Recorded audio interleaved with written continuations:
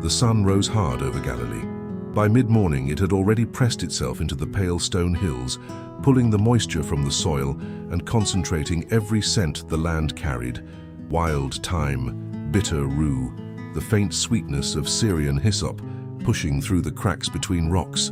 The air itself was medicinal. You could smell it before you ever reached for a plant. This was not coincidence. The landscape of first-century Galilee, shaped by centuries of dry summers and cool, wet winters, was uniquely suited to producing plants with dense aromatic compounds, oils concentrated by heat, roots toughened by rocky soil, resins thickened by drought. Nature here had been under pressure for so long that it had learned to protect itself. And the people who lived among these plants had learned, slowly and painfully, to use those same defenses for themselves. Hyssop grew low and wild along the stone walls dividing fields. Its small purple flowers were not decorative. They were harvested, dried, crushed, and steeped in hot water to loosen the chest of anyone who could not breathe properly through the night. The plant produced volatile oils that, when inhaled through steam, genuinely helped open swollen passages. Nobody in Galilee used the word expectorant, but they had been watching what hyssop did to sick lungs for generations, and that watching was its own form of science. Nearby, fig trees offered more than fruit. Their milky sap, thick, white, and slightly caustic, was applied directly to skin infections, swollen glands, and persistent sores. It stung on contact. That sting meant something to people who had no other way to explain why it seemed to work on open wounds that had begun to fester. Further down the hillsides near the shore of the Sea of Galilee, the climate softened slightly. Water made the soil more generous. Mint spread in low green mats. Cumin, called Cayman in Aramaic, was cultivated in small garden plots for its seeds, which were used both as food and as relief for the cramping, bloating, and painful digestion that plagued a population eating coarse bread, dried legumes, and occasional salted fish. Every family knew which plants grew nearest their home. Knowledge of the land was not academic. It was survival architecture, built one generation at a time, but the land gave freely only to those who knew how to receive it, and not everyone did. Chapter 2. The preparation began before dawn.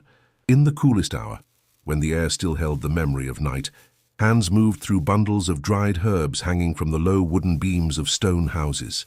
The smell was dense, layered, resinous, slightly bitter. The smell of a medicine chest that had never been a chest at all, only a ceiling, only a wall, only a clay jar sealed with cloth. Oil was the foundation of almost everything. Olive oil, abundant, stable, slow to spoil, served as the base for most external remedies in first-century Galilee.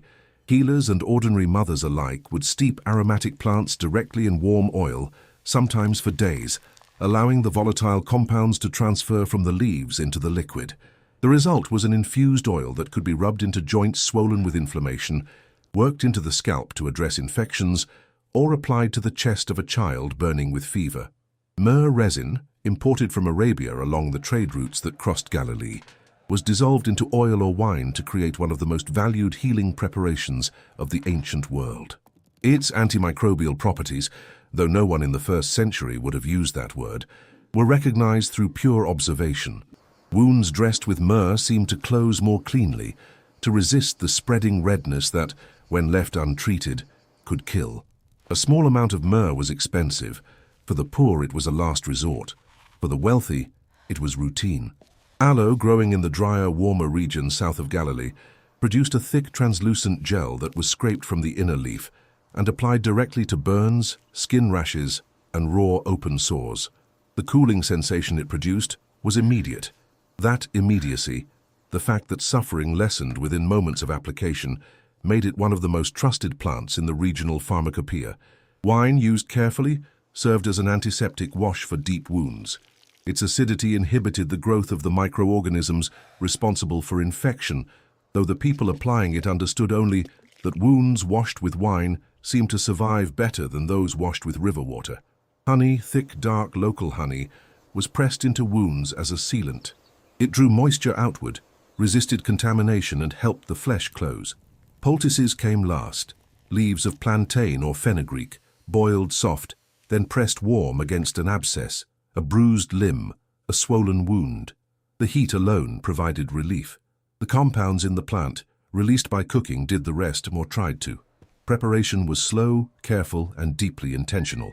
But the body did not always cooperate with intention. Chapter 3.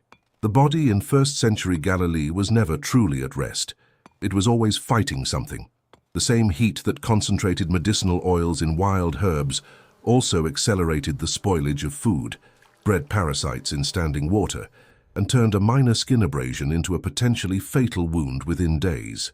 Disease was not an interruption of normal life. It was woven into its fabric.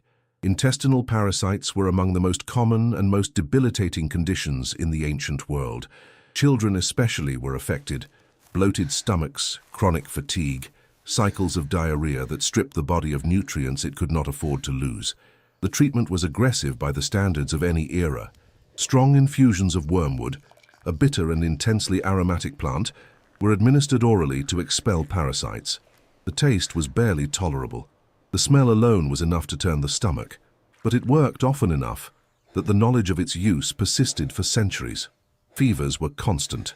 In a region bordering wetlands and subject to warm, damp winters, malaria, though unnamed, was a familiar killer. When fever climbed, healers reached for willow bark. Steeped in boiling water, it produced a bitter tea containing compounds that genuinely reduced fever and dulled pain. Nobody understood why. They only knew that it helped, and that was enough. Skin conditions, infections, ulcers, parasitic infestations, and the kind of chronic wounds that never fully healed in a world of manual labor, dust, and no clean bandaging materials, were treated with combinations of olive oil infusions, fig sap, and honey dressings. The line between effective treatment and useless ritual was invisible. Both were applied with the same hands, the same confidence, the same quiet desperation. Respiratory illnesses traveled fast through the crowded stone houses of Galilean villages, where families shared small, poorly ventilated spaces with animals during cold months. Steam inhalation was the primary treatment, a vessel of boiling water into which hyssop, cedar resin, or crushed aromatic leaves had been added. The sick person bent over the vessel, covered their head with cloth, and breathed. Sometimes it helped. Sometimes the lungs simply had too much damage already. Digestive pain, from bad water, uncooked grain, rancid oil, was treated with cumin seeds chewed directly, or with mint steeped in water. Both were reliable within their limits. Those limits were significant, because nature offered help, but nature never offered certainty. Chapter 4. She rose before the rest of the household. While the sky was still grey over the hills of Galilee, she was already moving, to the small terracotta vessels lined along the far wall, to the bundles of dried herbs overhead, to the mortar worn smooth from decades of use before hers. Her knowledge had not come from a scroll. It had come from her grandmother's hands, and her grandmother's grandmother's hands before that, in an unbroken chain of whispered instruction that stretched back further than any text preserved it. Women were the primary keepers of medicinal knowledge in first-century Galilean communities. This was not a marginal role, it was foundational. While male physicians trained in Greek or Egyptian medical traditions occasionally moved through the larger towns, the everyday healing of the ordinary sick, children with fevers, men with infected wounds, women suffering the complications of childbirth, elders whose joints had swollen past movement, happened in homes, and it happened through women. The knowledge they carried was empirical and precise. It knew which preparation of hyssop helped a dry cough, and which preparation was useless for one that was wet. It knew that aloe gel applied fresh was different from aloe gel applied a day old.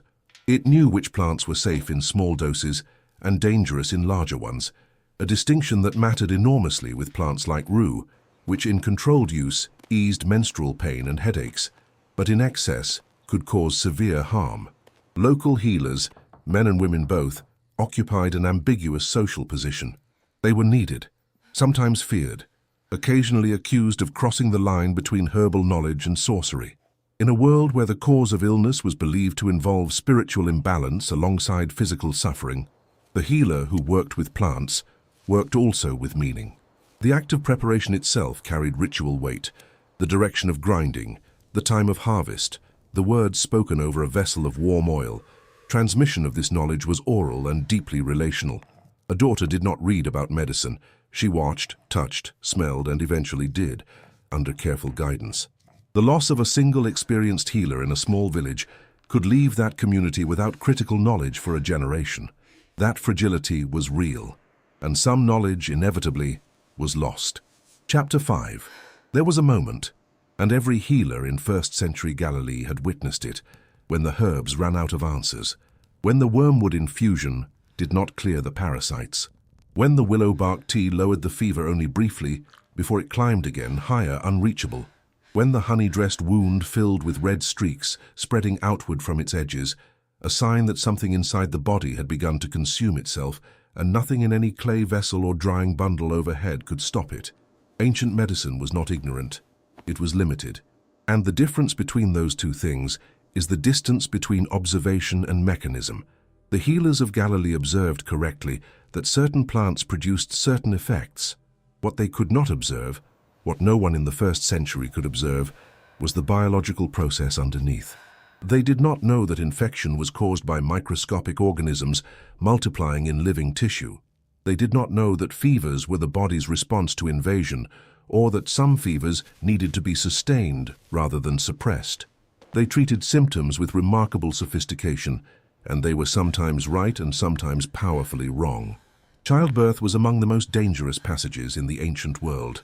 Complications that today require minutes of intervention, bleeding, obstruction, infection, were managed with shepherd's purse to slow hemorrhage, with warm compresses and oil, with prayer.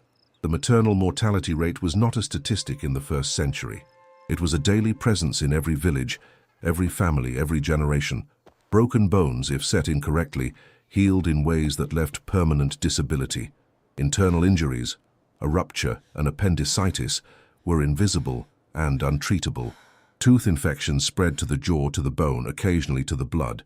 The body had no protection against the kind of systemic infection that, in a world without antibiotics, could move from a cut foot to a fatal condition within days. Superstition filled the gaps that knowledge could not. If a plant failed, perhaps the healer had gathered it at the wrong hour. Perhaps the patient had done something to disturb the balance of their own body. Perhaps an external force, spiritual, demonic, divine, was working against the cure. These explanations were not primitive. They were human. They were what people constructed at the edge of helplessness to preserve the possibility of hope. And hope, in that world, was not optional. Chapter 6. The evening light fell differently on Galilee in autumn. It came in lower and slower, the kind of light that caught the dust in the air and turned it gold, that made the stone walls of small houses glow briefly before the dark came. In that hour, the smell of drying herbs was strongest, released by the cooling air, rising from the rooftops where bundles had spent the day under the sun. Hyssop, mint, cumin, rue. The entire pharmacopoeia of a people who had learned to read their landscape the way others read text. The healers of first-century Galilee understood something that 2,000 years of medical progress has not made obsolete, that healing is always more than biological. The act of being cared for, of having someone crush leaves carefully, heat oil patiently, press a warm poultice gently against the wound, communicated something the compounds in the plants could not.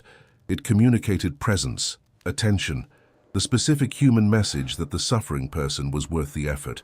This is the context in which the accounts of healing in the Gospels carry their deepest meaning, not as violations of nature, but as its completion.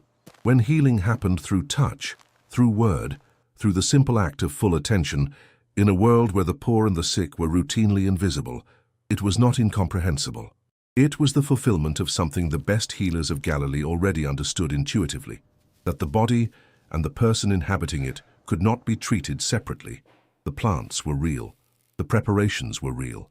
The fevers, wounds, parasites, and broken bones were real. And the exhaustion of every healer who had done everything correctly and watched a patient die anyway, that was real too. Medicine in the first century was an act of profound courage conducted at the edge of permanent uncertainty. What kept people returning to that edge, gathering leaves before dawn, grinding roots in the dark, carrying oil-soaked cloth to the bedside of the suffering, was not certainty. It was something older and more durable than certainty. It was the refusal to stop trying. And perhaps that, more than any single remedy, was the most powerful medicine Galilee ever produced.